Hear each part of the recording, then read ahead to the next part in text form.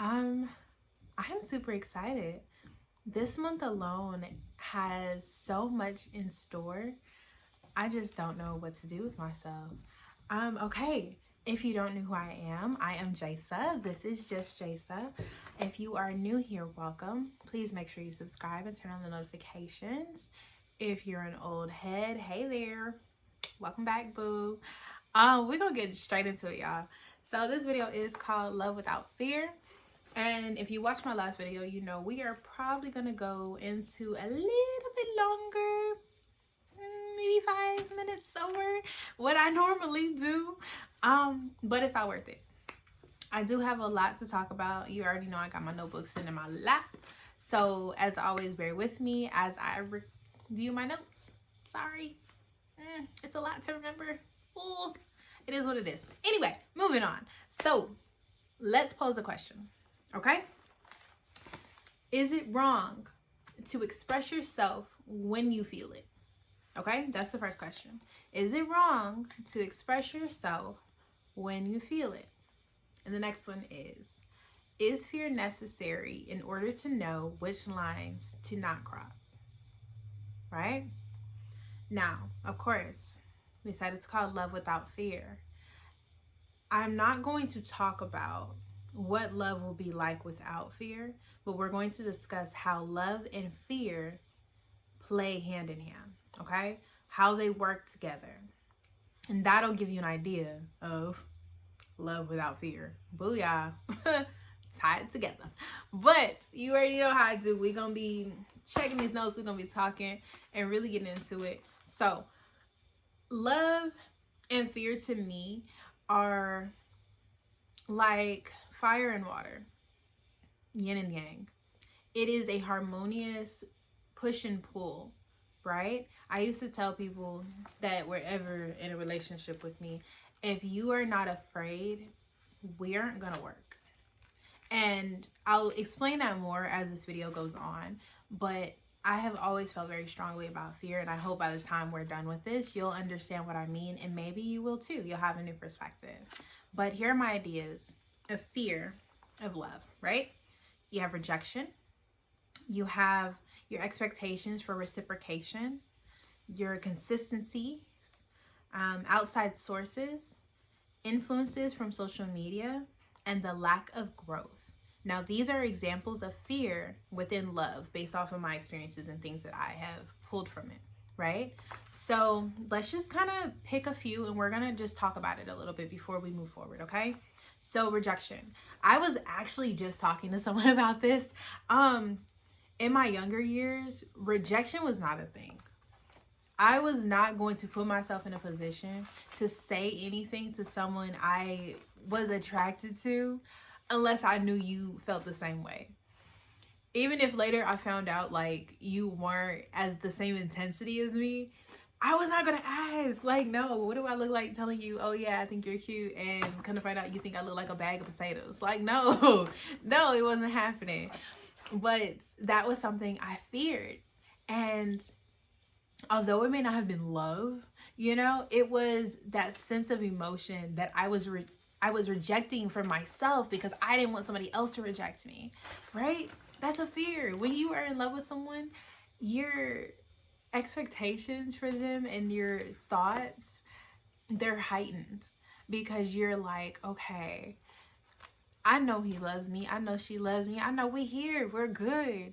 But I would hate for her to be like, oh, I don't like when you do this, or hey, that date you planned was not it. You know, like that rejection, it sinks in a lot deeper when you have love for someone. Okay, so let's take another one. We're gonna do outside sources. We already know social media, outside people, friends, family, what have you, can be the death of most relationships. Not necessarily always because of trust, but because of boundaries, because of different experiences within advice, or honestly just because people are too nosy. It could be anything. And you could run your mouth to the wrong person, and then it gets back to your significant other. And now y'all are arguing because you ran your mouth about something you weren't supposed to run your mouth about, or it was misconstrued, or just anything, right? Outside sources can be a fear of love because it can shake the house a little bit. You know, it can rock it. It can cause that foundation to get a little unstable. We don't want that, right? So those are just examples of what I mean when I say fear within love. Okay, so we're gonna move on.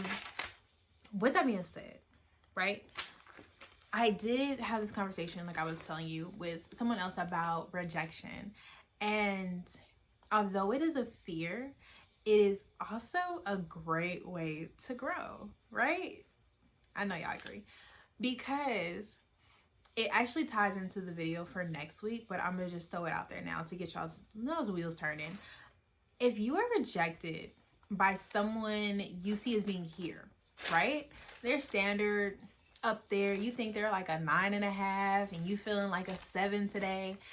You get that 9.5, you gonna feel like, you know, you big shit. You know, now your number's elevating a little bit. But if they reject you, what happens? Do you think that your number should be lowered? Or do you see it as, what's wrong with them to not want to accept me?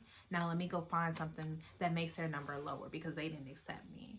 Or, oh, well, they're lost. You know, like, what is your mindset when you experience that rejection? Keep that in mind for next week because we are going to talk about it. But let's do this. I love hard. Very hard. Sometimes very quickly. And as I've learned and gotten older, I found that it always ties back to my childhood. I am not going to say my childhood was bad because it wasn't. It's just I grew up in an environment where it was not always emotionally accessible. And if my family watches this, sorry, but we gotta talk about it. It was not always easy expressing emotions. And this is something we've talked about before with my family. Like, you know, it was not always easy to break that curse of not expressing ourselves or accepting emotion or giving it and all that other stuff. So it was never, you know, easy. And now that I'm here, I have gravitated towards the giving too much of my emotions. I have also experienced a phase in my life where I didn't do affection. I didn't do emotions. I didn't do none of that. Like, y'all hear me talking, vulnerability is a weakness. That was my mindset. That was stuff that I portrayed in my relationships, in my marriage. And it was always a battle trying to understand why I feared expressing how I felt. I hope it's not in the background of my video, y'all. I would hate to start this over. But, y'all, this recording stuff has been a trip. Because I swear, every time I start talking, you could tell people, hey, you about to do something. And they still gonna find a way to ruin it. So, my apologies. But, like I was saying, I do love hard. And I do love quickly. And I do tie them to my childhood because I didn't experience that. So not only do I have a lot of resistance towards people giving me love or wanting to hear what I have to say or being open, I also have so much to give that now I'm just dumping it on people. And half the time I'm dumping it on the wrong people. Makes sense. Dump it. Here, take my love and then break it. So now I can fuel the side of not talking. It makes no sense, but it makes every bit of sense. And that is something that I have really tried to work on, even if it's just a balance, because of course it's not good to talk about everything to everyone, but it is also very important to make sure that you can accept it and take that ill if an ill is necessary, right? So we have God that is always implementing lessons and teaching us different things. But if we don't take that risk, like I said in the beginning, I didn't take risk when it came to relationships or just people in general because I didn't want that rejection. I was missing out on a lesson. And of course, it came back around in a different way, but that way could have harmed me, right? It could have added to my traumatic experiences or my just doubt in myself. It could have done anything if I would have just learned to take the risk and balance it out early on. But that's neither here nor there. I have many experiences. I don't know if I want to share them per se, but I will kind of give you an idea of where my fear comes from, right? And that may explain how we're going to connect all of this back together, okay? Something I hate is being attacked in arguments, right? I have a very reckless mouth. Reckless. Like, my anger and frustration can be very difficult to deal with, but my mouth can be reckless. So I never try to fault anyone for having something reckless to say to me, but I also know my growth, and I know my truth, and I know my character, and your girl came a long way. So the attacks and the brutal warfare has never been something I take too kindly. So when it comes to love, right, and connecting the fear, my fear has always been being too vulnerable with someone and having to have that vulnerability used as ammo against me in any argument. It's one thing when you focus on what happened. That can be your ammo. Fine. I will take it because it's fact. And reconciling with emotion. But when you use emotion, fact, and my vulnerability as your ammo, you get what you get. And that is my fear. That I allow myself to be vulnerable just to be attacked with my own vulnerability. Hence why I don't talk very much, right? So,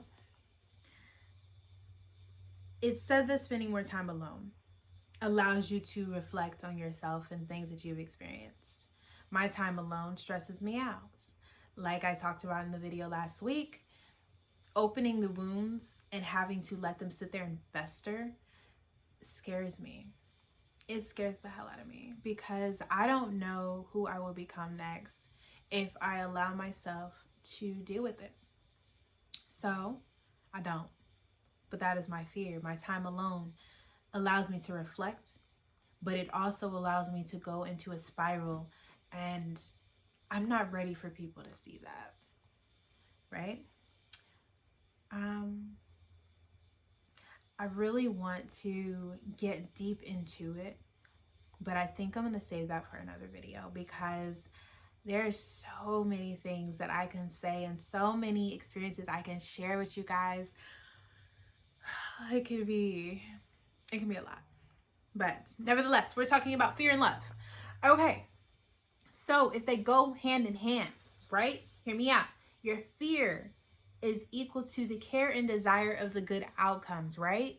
So if you want to grow up to be a doctor, you may fear all the schooling that people talk about. You may fear taking the big test, but you are fearful because you may not pass, or you are fearful of what everyone is telling you because you want to do so good.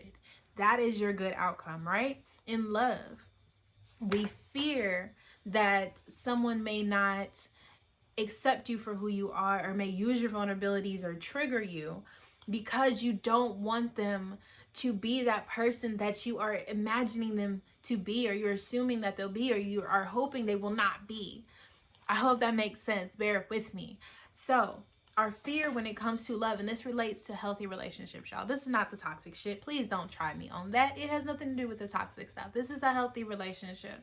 You fear things because you care so passionately, and that is okay. But it goes back to our original question. You must overcome the fear in order to get a new lesson.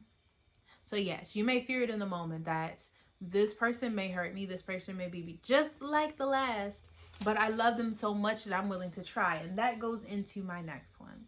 Love, when it equates to fear, is the ending of turmoil or looking out for the well-being of that person. To tie it together, effort. You are trying to make sure that aside from all your fears, all your trauma, all your pain, baggage, you are trying. Try. Fear and love are hard. We fear and we are put in a box. We want to stop. We don't want to talk. We don't want to do anything because we are afraid. But when you allow your fear to become your power to do more than just love someone else, but love yourself enough to take that step and move forward, we're tying them together. Because that fear now turns into your power. It's not something that hinders you anymore. It's making room for airing your mind out, clearing that box, opening that door, one fear at a time. So I will always say they are necessary. They are necessary in every way, shape, or form. They are meant to be overcame. However, without that fear, you never know how far you're willing to go for something you love. Okay? And let's tie it together. Close out our video with practicing the letter method. Okay? I have wrote a list of different people that I want to write letters to. Okay? I'm sure you've heard this before. If you have experiences that you hold on to, go ahead and follow the steps from the last video. We want to acknowledge the situation, right? With the facts. Start with our facts, go into our emotions, how it made us feel. We're going to go into our resolutions, and I want you to identify the people that were involved in that situation and write a letter to them. Now, it's like the closure method. You're literally getting closure. I want you to either send it to them if they're still around, if you care enough to do that, or go ahead and burn it, bury it, something, get rid of it, drown it, do you. But the point is to release it. And at the end of every letter, I want you to write, I release you.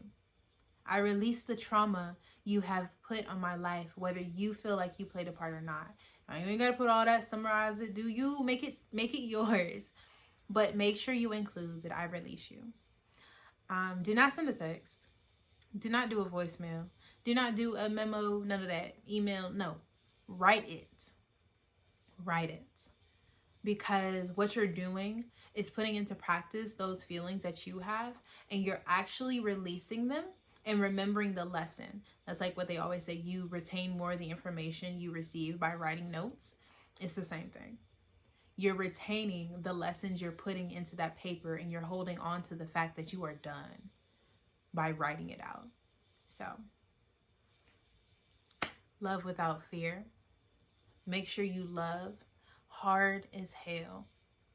And fear what will happen if you don't put in the effort, if you don't love, if you don't take that risk, if you don't wonder what could happen. But also remember, as you find out what will happen, as you find out the benefits of that love, relinquish that fear. Allow it to be your power, not your hindrance. And until next week, make sure you have subscribed, turn on your notifications, and you come see me again next week.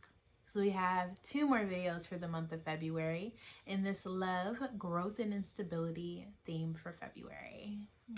Have a wonderful day, guys.